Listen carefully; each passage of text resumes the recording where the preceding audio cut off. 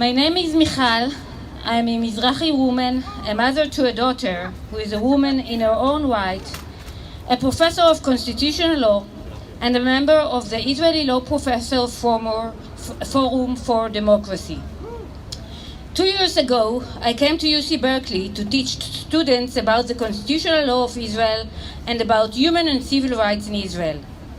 I tell my students that it is crucial to study the legal system in Israel because it is the only democracy in the Middle East. I want to be able to continue to say so. That is why I'm here today to say no to a regime change that is sure to end Israel's democracy. As the 75th anniversary of the establishment of the State of Israel approaches, the current Israeli government aims to destroy the legal system in a way that enables massive violation of civil and human rights. Each of the regressive legal changes it is proposing would be extremely harmful on its own, but in totality, these changes will give rise to a dictatorship of governance by eliminating the only checks and balances that preserves Israel's democracy, flawed as it may be. In non-democratic regimes, women's rights tend to be the first to suffer. We cannot stand by and let this happen. We cannot tolerate the promotion of structural discriminations against women, especially as we celebrate Women's History Month. From day one, Israel was established as a Jewish and a democratic state with equal rights for women. Israel's founding document declared that the new state would ensure equality for all citizens, including women. The first Knesset enacted the Women's Equal Rights Law to guarantee equal status to men and women. Indeed, women's rights in Israel are far from being perfect.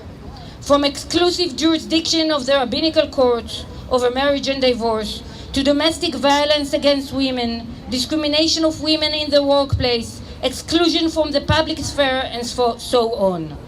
But still, we have seen significant progress in women's rights through the years, thanks to hard work of many brave women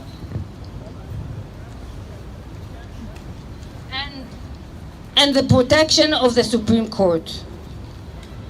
Instead of continuing this process, the current government aims to take us back a generation.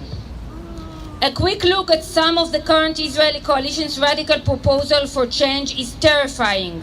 Extension of the jurisdiction of the rabbinical court, permission to refuse services on the grounds of religious beliefs, abolishment of certain prerequisites to paramedical profession, and so on.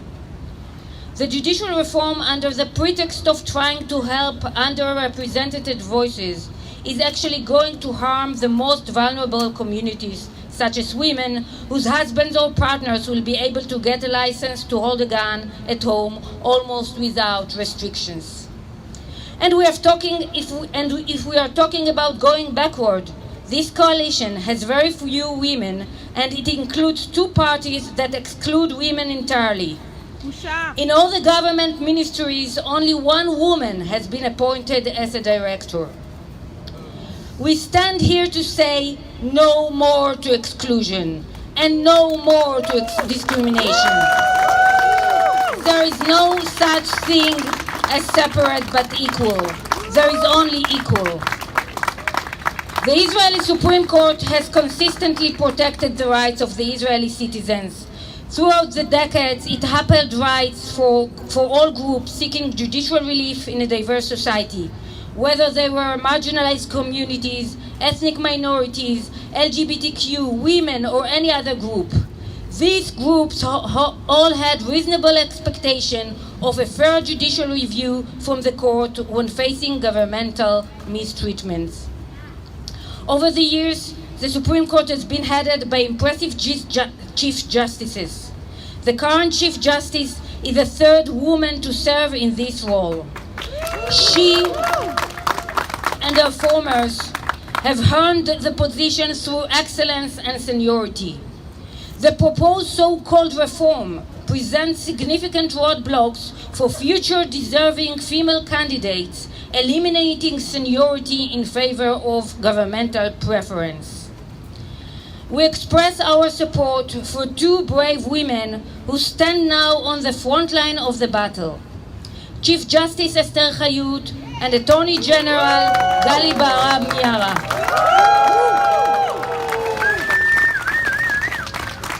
You are pillars of strength against an onslaught of power-hungry politicians who are attempting to conduct a coup d'etat under the pretense of